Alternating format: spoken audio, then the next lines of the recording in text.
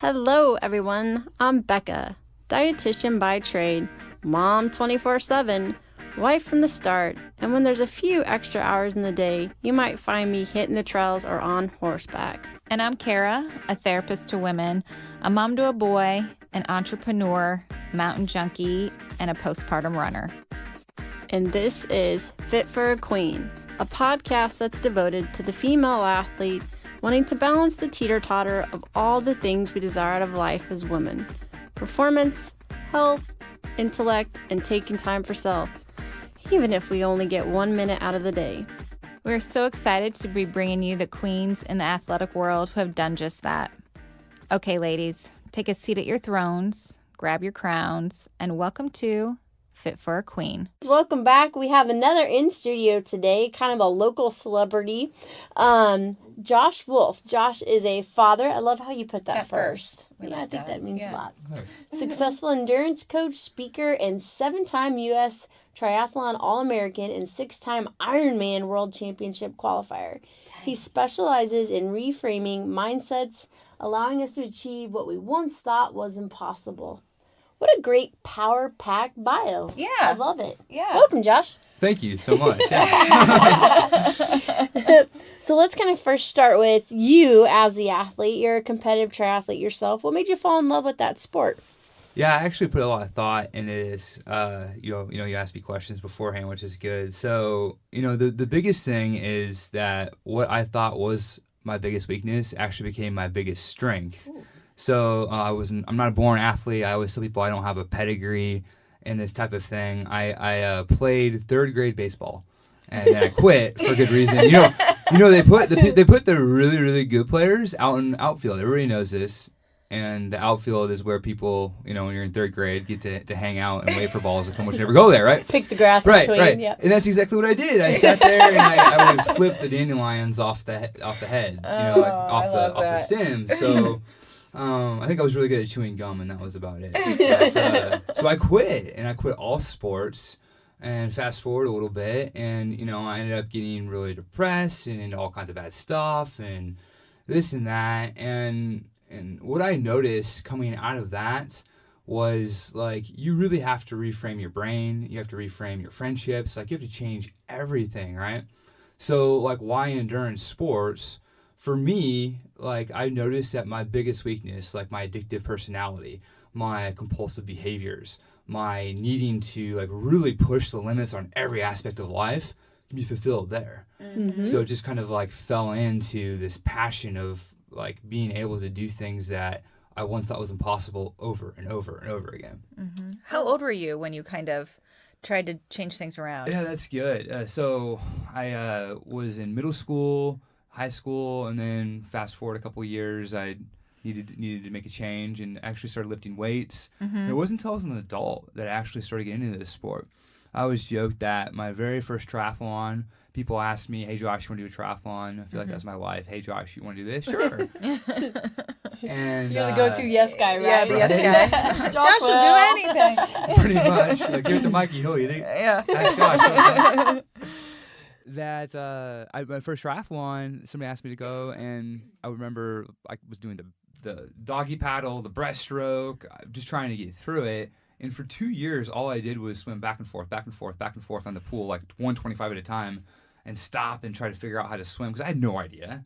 And now it's really cool. And that's one of the biggest things I like to impress upon people is you're never too old to start anything that you're passionate about, right? Right. I love those stories that, discovering a sport or running or something. I've never done that before, and they end up being amazing.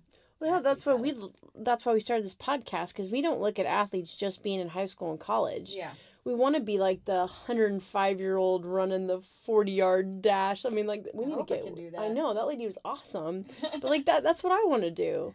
Did you start running? I know usually triathlons, they are runners that turn into that. Was your typical way to a triathlon, or how did you start? Yeah, for the most part. Mm-hmm. So I started lifting weights, and then in college I decided I needed a goal. I should run a marathon because everybody, that's what people think. I called a friend of mine, and he said, "Yeah, I'll do that with you." So I started running first, Gotcha. And then I started cycling, and then I started doing the triathlon.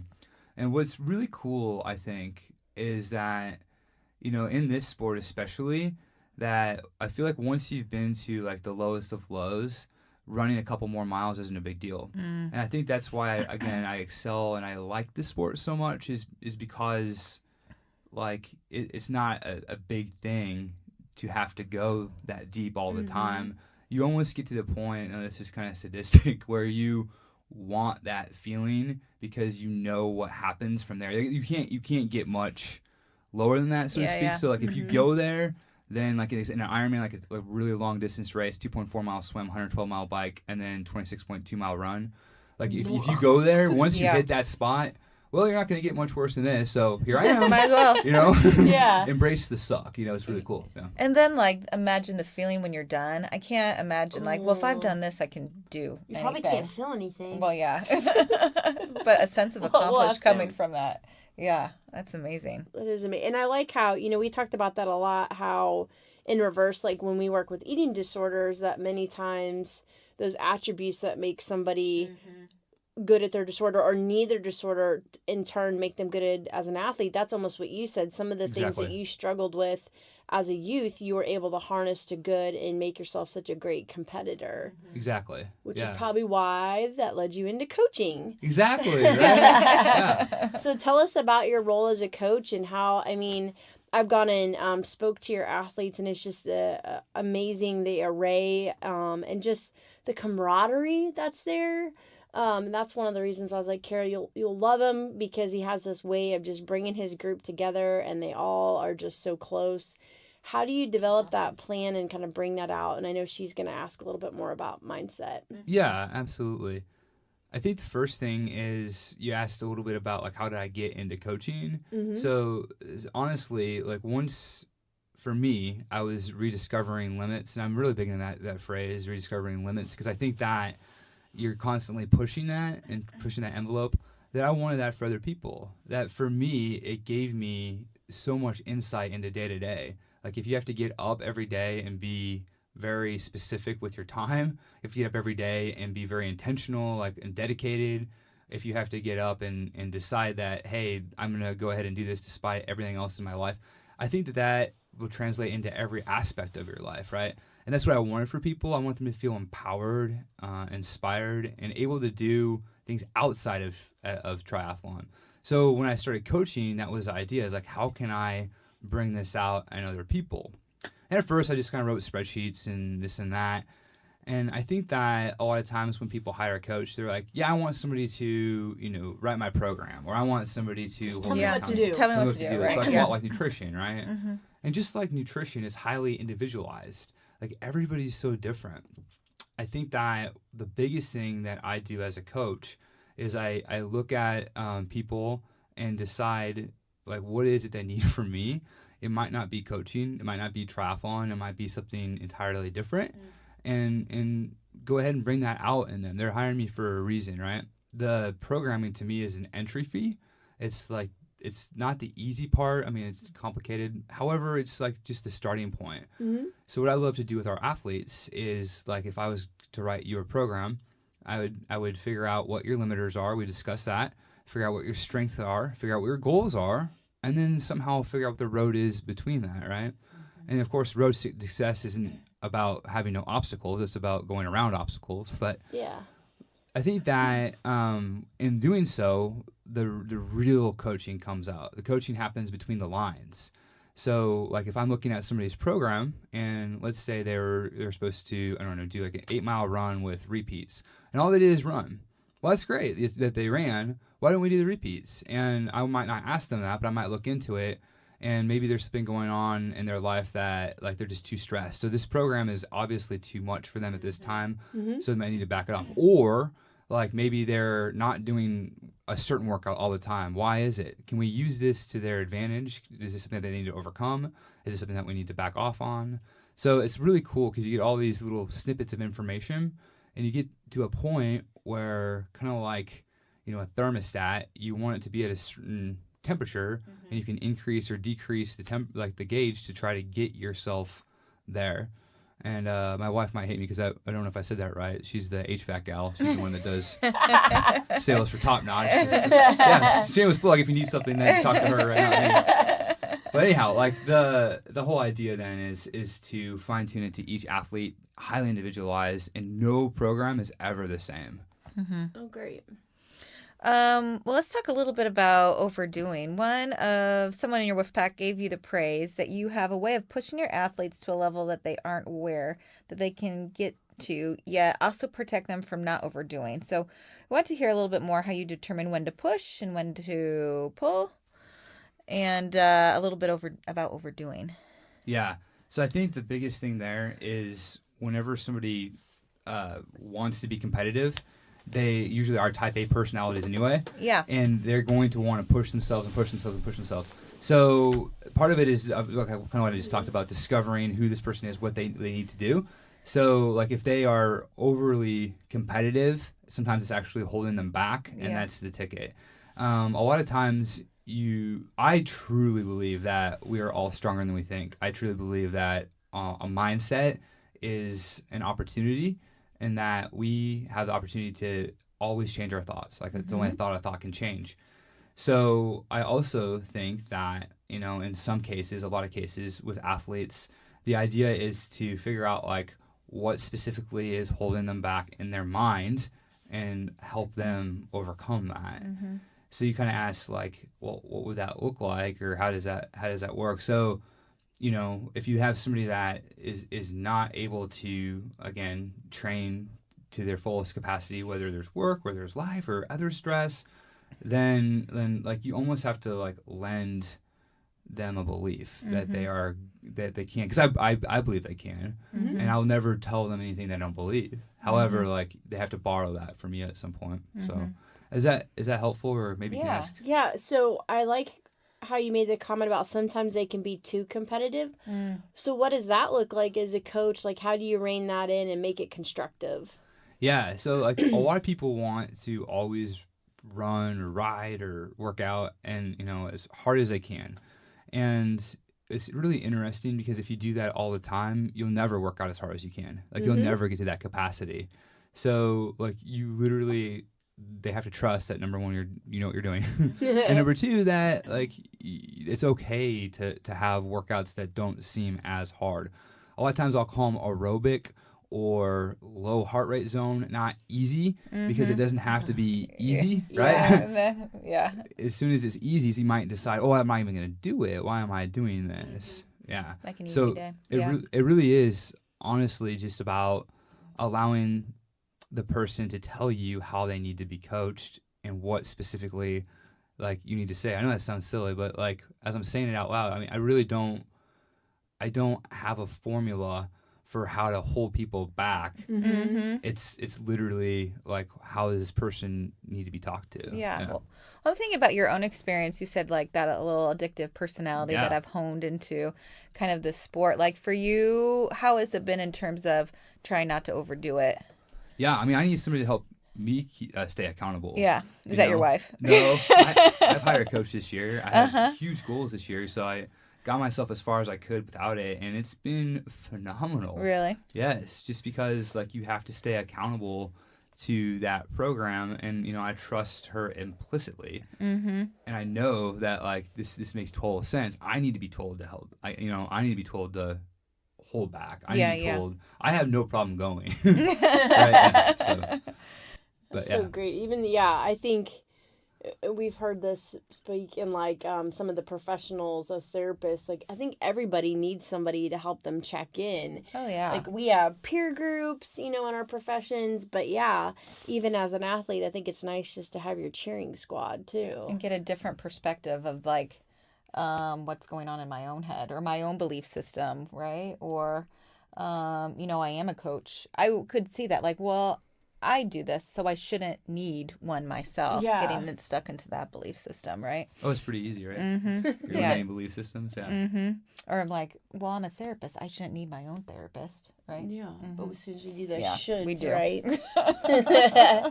So what's Josh Wolf and the Wolf Pack got in store this coming up summer? Yeah, the Wolf Pack. That's so funny. I actually did not coin that. I just want to throw it out there. That happened organically.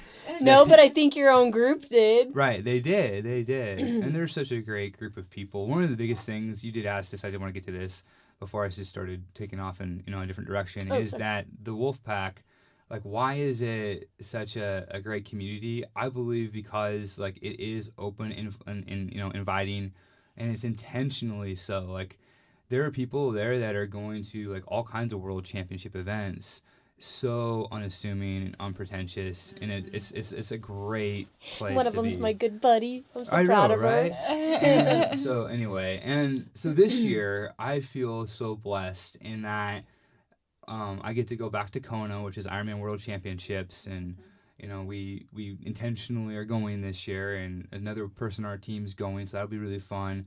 And then we have, like, I want to say 10 people. The number just keeps getting higher and higher that are going to, like, sacrifice their own time, their own vacation, fly out to Kona, and, like, we're going to have a huge presence at the Ironman World Championships. That's awesome. So they're gonna be cheering you on? Yes. Is that what they're there going for? That's awesome. It's so cool. And then we have all types of other races. Like, we're really involved with the local races this year. So Cheyenne Mission Park, the Kansas City Triathlon, and a couple others. We'll be at the Kansas City Marathon. So we try to, be part of the big, community as well. But that's the big thing. It's so When cool. is Kona? October 12th. October 12th. Mm-hmm. Ooh. Gosh, we should find a reason to. I'll go to Kona. Right? What does like join training the for pack. that look like right now? Like, Yeah. So right now it's it'd be nothing for me. I'm like, I got so much time left, but right now we're pretty far out. I'm around 18 hours a week.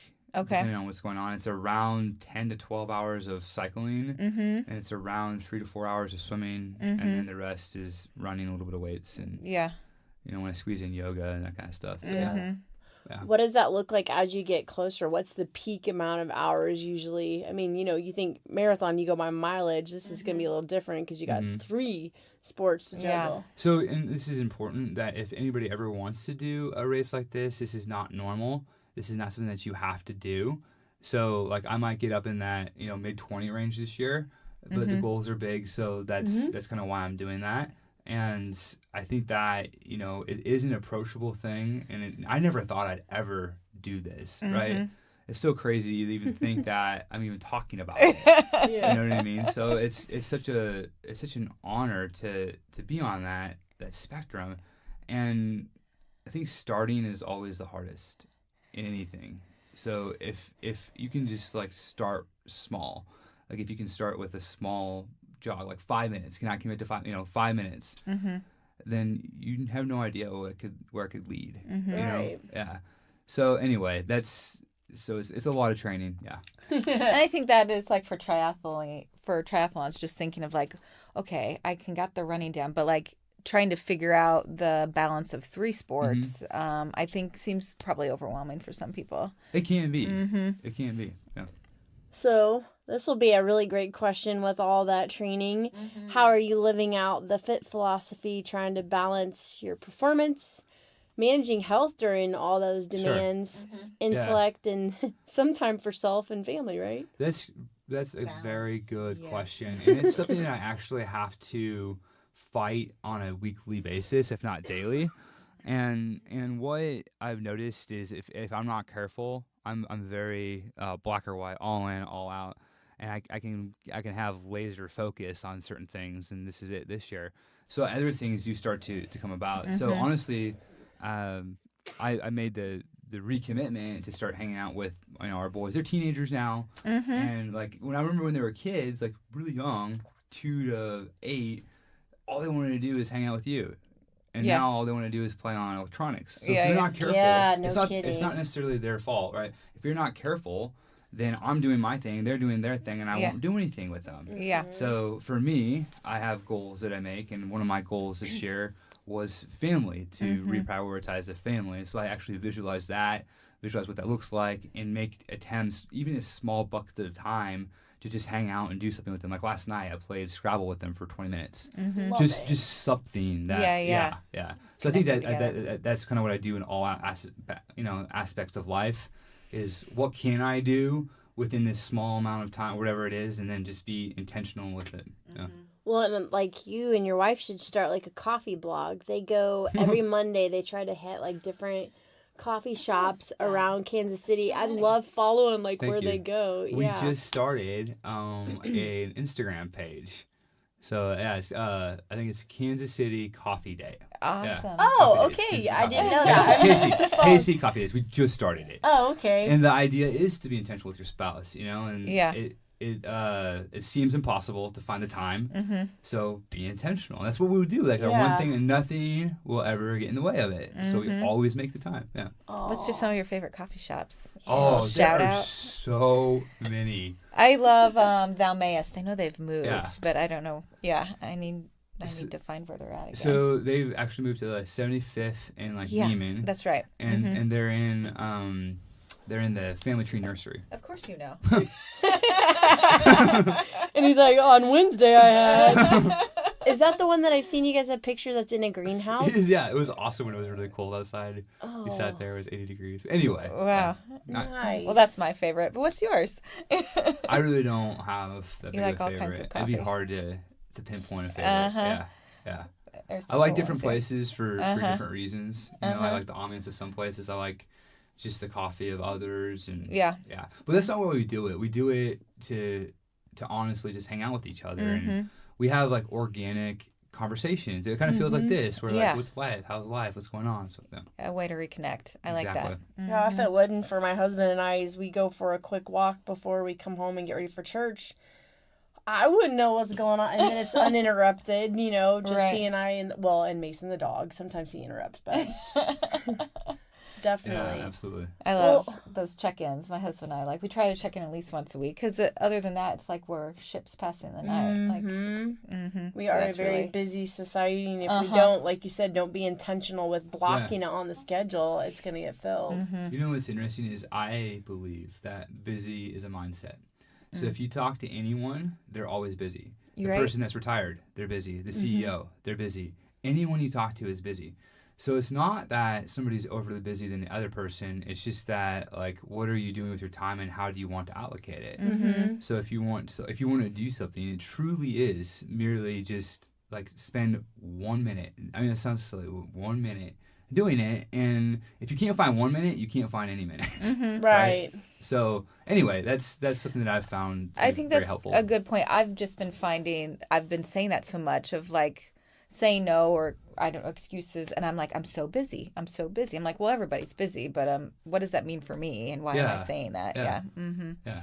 Probably just means you don't want to allocate the time for that because there's other things that are more important. And some people will say like, oh my gosh, you have this and that going on, and you're oh so busy. And I'm like, but I don't think of it like that because I enjoy it. So it doesn't feel where other things like laundry or, as Royce would say, go to the grocery store. I'm too busy for that. We were having talks about grocery stores and how painful it is to want to be able to go. If you think about that, like everything can be sent to your house. We were talking about Amazon. Now you can pick a Target. Like we don't have to actually go anywhere because we're so busy. We can't go shopping anymore. I know.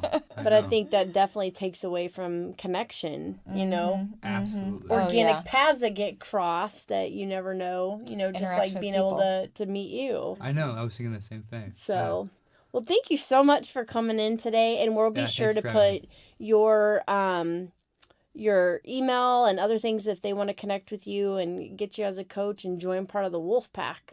There you go. Absolutely. And then we'll follow you. Kona's usually on TV. We'll try to spot you on TV. Yeah, they'll have a recap of it, but they actually have it live. Yeah. That day. I know, for we 8 usually hours watch at it. Ironman.com. We love like those documentaries that I'm like, they they're do. still like, going? They're still going? They're still going? going? Wait, I've already had 2 meals in between there. Yeah, that's Still great. going. We'll be cheering you on. Thank you so much. Thanks for having me. You bet. Bye, Queens. Thank you to our sponsor today, Sentimano Counseling. Sentimano Counseling is the premier perinatal mental health practice in Kansas City, treating mood disorders during pregnancy and postpartum, perinatal loss, infertility, eating, and exercise disorders. Go to sentimano.com for further information about the practice and services. For additional information on today's topic and guests, follow us on Facebook, Twitter, and Instagram at Fit for a Queen. And Hashtag Fit for a Queen. don't forget to rate us on iTunes. We can't wait for you to join us next time on Fit for a Queen. Bye, Queens.